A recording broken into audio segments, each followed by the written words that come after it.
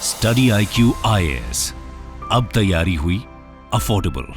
नमस्कार दोस्तों Indus water treaty आप सबको पता होगा भारत और पाकिस्तान के बीच में एक बहुत लंबे समय से चलता आ रहा एग्रीमेंट है और आप कह सकते हैं कि शायद कोई एक ऐसा एग्रीमेंट है जिसको लेकर भारत और पाकिस्तान के बीच में लंबे समय तक सहमति बनी रही। लेकिन पिछले कुछ वर्षों से अगर आप देखोगे तो पाकिस्तान काफी सारी चीजों को लेकर ऑब्जेक्शन करता रहा है।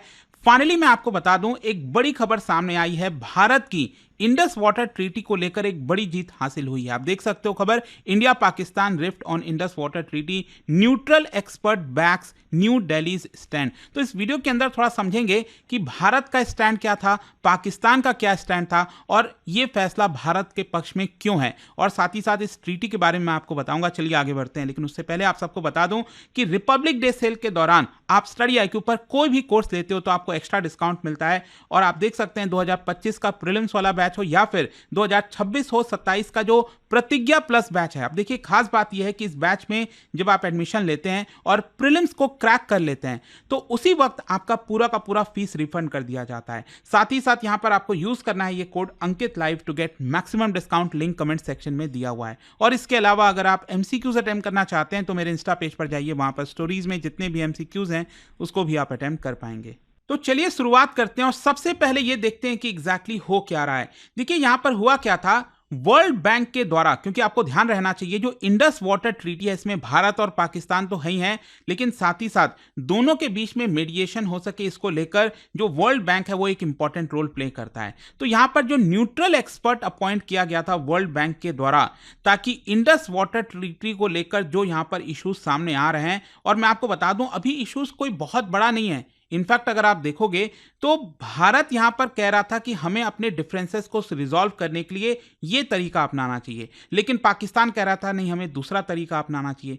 तो बेसिकली यहां पर क्या है, पाकिस्तान चाहता था कि एक परमानेंट आर्बिट्रेशन कोर्ट में मामला जाए, लेकिन भारत कह रहा था कि ट्रीटी के अकॉर्डिंग पहले हमें न्यूट्रल एक्सपर्ट के पास जाना चाहिए। तो इसी को लेकर ऑब्जेक्शन था, लेकिन फाइनली जो न्यूट्रल एक्सपर्ट अपॉइंट किया गया था वर्ल्ड बैंक के द्वारा, उन्होंने भारत का जो स्टैंडिंग है, जो पोजीशन है, उसको बैक किया है। और इसीलिए अभी recently ministry of external affairs के द्वारा स्टेटमेंट दिया गया और उसमें बोला गया the decision upholds and vindicates India's stand that all the 7 question that were refer to the neutral expert, ये हमारे पक्ष में है। और आपको पता ही होगा कि जो पूरा मामला है, एक्चुअली अगर आप देखोगे जो इंडस वाटर सिस्टम है पूरा, जिसमें इंडस, झेलम, चेनाब, रवि, बियास, सतलज आता है, इसमें 2 प्रोजेक्ट को लेकर पूरा विवाद चल रहा है। एक तो आपको पता होगा किशन गंगा रिवर जो कि झेलम नदी की ट्रिब्यूटरी है, वहां पर यह प्रोजेक्ट चल रहा है किशन गंगा।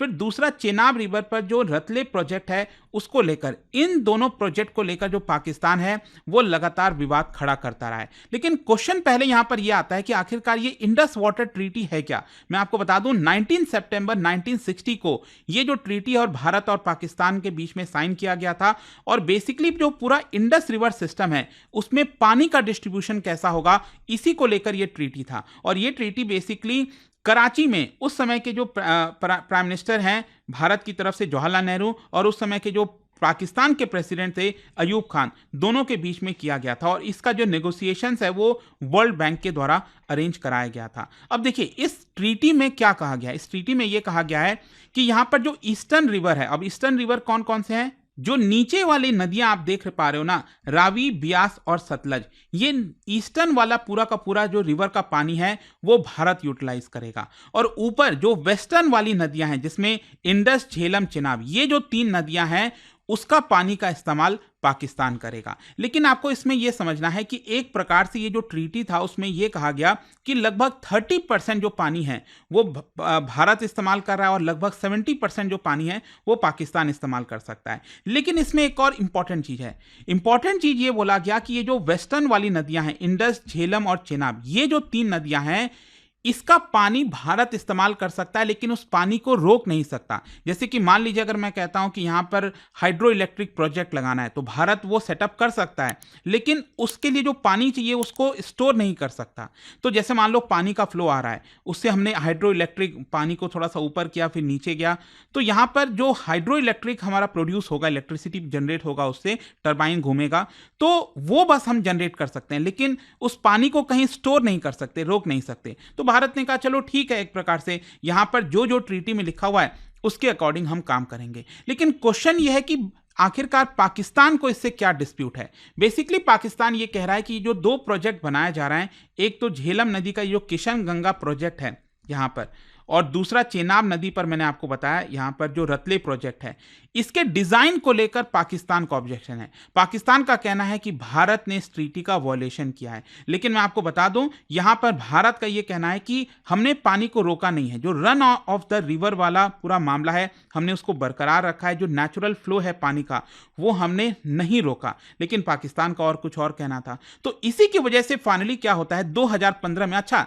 ये भी बड़ा ही मजाक वाला चीज है, अगर आप देखोगे तो पाकिस्तान पहले खुद ही एक स्टैंड लेता है और उससे पीछे हट जाता है। एक्चुअली हुआ क्या कि यहां पर पाकिस्तान का ये जो ऑब्जेक्शन आ रहा था इन दोनों प्रोजेक्ट्स को लेकर, इसको लेकर पाकिस्तान 2015 में वर्ल्ड बैंक से ये बोला कि आप एक न्यूट्रल एक्सपर्ट अपॉइंट कर दीजिए ताकि यहां पर जो भी ऑब्जेक्शन है उसको रिजॉल्व किया जा सके। लेकिन पता है आपको, पाकिस्तान को ऐसा लग रहा था कि जो न्यूट्रल एक्सपर्ट होगा उससे उसकी दाल नहीं गलने वाली। इसको देखते हुए उसने यूनिलैटरली 1 साल के बाद यह कह दिया कि हम चाहते हैं कि न्यूट्रल एक्सपर्ट को अपॉइंट ना किया जाए, बल्कि एक परमानेंट कोर्ट ऑफ आर्बिट्रेशन इसको बनाया जाए ताकि मामले को रिजॉल्व किया जाए। लेकिन मैं आपको बता दूं, जो इंडस वाटर ट्रीटी है, इसका अगर आर्टिकल 9 अगर आप देखोगे तो इसमें 3 लेवल पर डिस्प्यूट को सेटल करने की बात कही गई है। सबसे पहला लेवल है खुद भारत और पाकिस्तान के जो कमिश्नर्स हैं वो आपस में बातचीत कर लें, अगर उनमें बात नहीं बन पा रही है। फिर सेकेंड लेवल है वर्ल्ड बैंक के द्वारा न्यूट्रल एक्सपर्ट अपॉइंट किया जाएगा,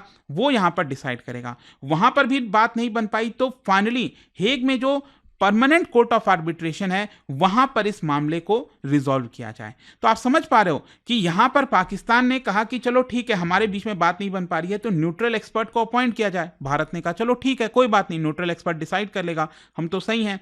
लेकिन तुरंत 1 साल के बाद पाकिस्तान जो है वो उससे बैकआउट कर जाता है और कहता है कि नहीं, हम तो चाहते हैं कि permanent court of arbitration appoint किया जाए। अब प्रॉब्लम यह है, भारत ये कह रहा है कि जब प्रोसीजर ये लिखा हुआ है 3 लेवल का कि पहले आपको न्यूट्रल एक्सपर्ट अपॉइंट करना चाहिए, तब जाकर आपको ये होना चाहिए परमानेंट कोर्ट ऑफ आर्बिट्रेशन, तो आप इससे पीछे क्यों हट रहे हो। लेकिन फाइनली क्या होता है कि पाकिस्तान बहुत ज्यादा जिद करने लगता है। इसी को देखते हुए वर्ल्ड बैंक ने फाइनली 2022 में 2 प्रोसेस स्टार्ट कर दिया।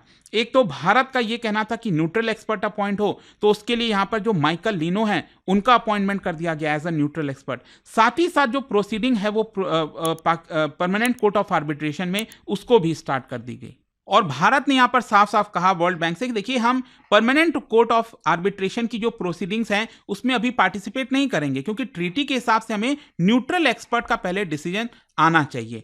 अब देखिए यहां पर हुआ क्या है, अभी रिसेंटली यहां पर जो न्यूट्रल एक्सपर्ट अपॉइंट किए गए थे, मैंने आपको बताया ना, माइकल लिनो, तो उनका यहां पर जजमेंट आया है। उन्होंने लगभग 3 मीटिंग्स की पार्टीज कंसर्न्स के साथ, और इनफैक्ट पिछले साल जून के महीने में वो किशन गंगा प्रोजेक्ट और रतले प्रोजेक्ट भी गए थे। और यहां पर पाकिस्तान ने अपना भी जो पॉइंट ऑफ डिफरेंस है उसको सबमिट किया और कहा कि भारत चाहता है कि पहले आप डिसाइड करो, न्यूट्रल एक्सपर्ट डिसाइड करो, लेकिन हमारा मानना है कि ट्रीटी के अकॉर्डिंग यहां पर न्यूट्रल एक्सपर्ट नहीं, permanent of court of arbitration यहां पर डिसाइड करना चाहिए। लेकिन जैसा कि मैंने आपको बोला कि यहां पर जब माइकल लिनो है, उन्होंने 7 जनवरी को यहां पर डिसाइड कर लिया था, और फाइनली अब मंडे को जाकर जो रिलीज है, प्रेस रिलीज है, वो जारी की गई, और उसमें उन्होंने डिसाइड किया कि नहीं, मैं ही कंपीटेंट अथॉरिटी हूं, मतलब न्यूट्रल एक्सपर्ट पहले अथॉरिटी है जो इस मामले की सुनवाई करेगा और डिसाइड करेगा।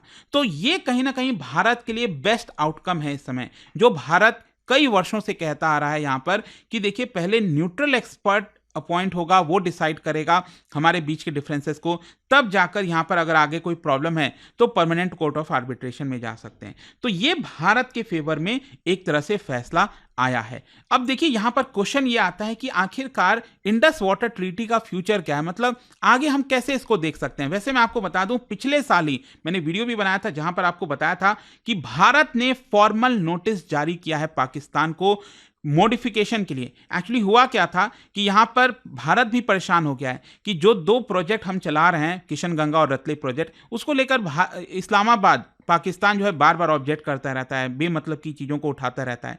तो फाइनली 2023 में आप देख सकते हो यहाँ पर नई दिल्ली ने नोटिस जारी किया था पाकिस्तान को मॉडिफिकेशन ऑफ द ट्रीटी को लेकर, और ये पिछले 6 दशक में पहली बार ऐसा नोटिस भारत ने दिया था। और इस स्टैंस को और भी तेजी से भारत ले गया पिछले साल सितंबर के महीने में 2024 में, जब भारत ने यह कह दिया that we want review and modification of Indus water treaty.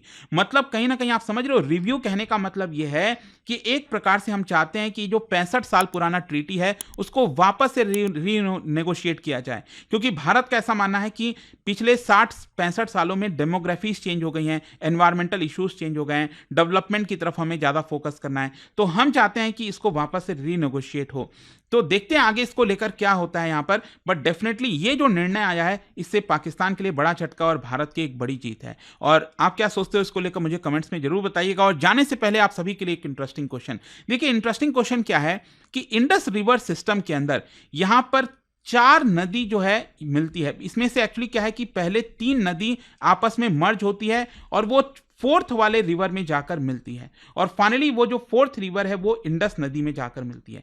तो आपको बताना है कि ये जो 4th नदी है, मतलब जो 3 नदी एक साथ मर्ज होकर चौथी नदी में जाती है और वो नदी इंडस रिवर में मिलती है, तो ये चौथे नदी का नाम क्या है ये आपको यहां पर बताना है। उसका राइट आंसर आप सबको पता है, मेरे इंस्टाग्राम पर तो मिलेगा ही, वहां पर अगर आप नहीं हो कोई बात नहीं, टेलीग्राम से ले सकते हैं इसका सही उत्तर। मैं कई सारे जो MCQs हैं वो यहाँ पर स्टोरीज में डालता रहता हूँ। अगर आपको PDF चाहिए तो टेलीग्राम पर आइए, अलग अलग सोशल मीडिया पर आप जुड़ पाओगे। और जैसा मैंने आपको बताया, अगर आप UPSC की तैयारी कर रहे हैं, स्पेशली रिपब्लिक डे सेल के दौरान आपको एक्स्ट्रा डिस्काउंट मिलेगा। और ध्यान रखिएगा, एक बार अगर आपने प्रीलिम्स भी क्रैक कर लिया ये बैच लेकर, तो पूरा का पूरा फीस आपका रिफंड कर दिया जाएगा। Just use this code Ankit live. I hope कि वीडियो आपको पसंद आया होगा। मिलता हूं आपसे next time. Till then thank you very much, see you soon. Study IQ IAS, अब तैयारी हुई अफोर्डेबल।